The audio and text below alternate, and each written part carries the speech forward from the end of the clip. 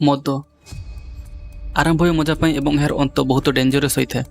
आज ओडिशार अनेक घरे मद छड़ाई अनेक लोकों मुहर हस आउ से घर गुड़ाक अधिक क्षतिग्रस्त होती जे घरे जड़े मात्र कौन व्यक्ति तार शिकार हो कारण मद पिता व्यक्तिर समय और पैसा दुईटा जाक सी मदर ही नष्ट हो जाए। तो चलतु आज जाना ये भिडियो जे किभली मद हो आम समाज लुचि गोटे बड़ अभिशाप। प्रथमे लगे आनंद सांग सहित मजार स्टार्ट कर धीरे धीरे तार एडिक्शन हो जाए। मदर एडिक्शन लगे सहित तार परिमाण वृद्धि पाए।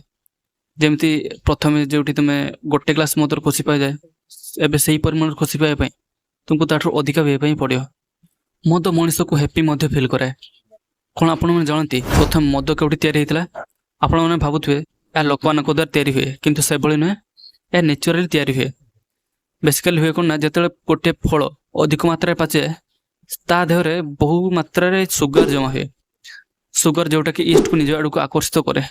ईस्ट हूँ गोटे एककोशी कवक से ईस्ट सुगर को खाई और सेठार गोटे केमिकल रिएक्शन हुए जहाद्वारा प्रोडक्ट रूपे अंगारकाम्ल और अल्कोहल रिलीज हुए।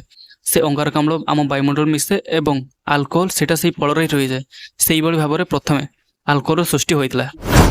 आमे खाऊा प्रत्येक जिनस जोटा आमको मिठा लगे से सब मद तैयारी हो पार जमती कि अंगूर सेव कदली बेदना धान मका नड़िया इत्यादि जोटा आमको मिठा लगे और सब फल केवल इथानल नुहे मिथानल देखा मिलता है।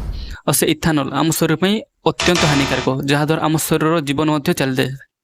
मदर अल्कोहल मात्रा 40-50% पर्यंत रही पार। नेचुरल ईस्ट जेटा किण्वन पद्धति तैयारी करे से केवल 10 to 15% पर्यंत अल्कोहल रही है। सेटा को डिस्टिलेशन पद्धति रे से परसेंट को 40-50% पर्यंत कर जोटा आमको रम भडका व्हिस्की इत्यादि देखा मिलता है। आपण बॉडी अल्कोहल कौन प्रभाव पकई था। प्रथम अल्कोहल जे पहुँचे आम पाकस्थल में सेठारे अल्प परिमाण एब्जॉर्ब हुए पाखापाखि 20%।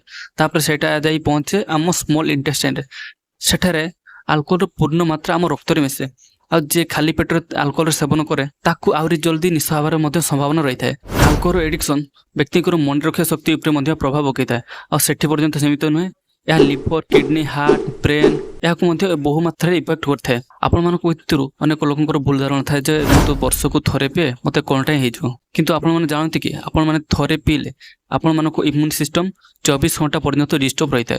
आपड़ जदि तार डेली सेवन करती ताहले आपनकर परमानेंट इम्यून सिस्टम डैमेज होबार संभावना रही है। से आप देखते जो ड्रिंक करती से थंडा एत जल्दी छाड़े ना।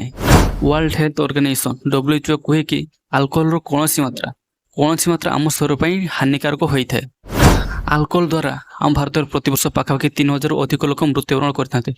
और जे घर अल्कोहल सेवन हुए से घरे बहु मात्रा डोमेस्टिक भाइलेंस होता है और से घर पिलापर यार बहुत खराब प्रभाव पड़ता है। आपण मान मनर यहाँ काढ़ी दिंतु जे गोटे ग्लास ड्रिंक रे कौनटा ही हो निजक बचावा सहित निज घर लोक मान वंचित रखु। आ वीडियो को बहु मात्रा शेयर करूँ। धन्यवाद।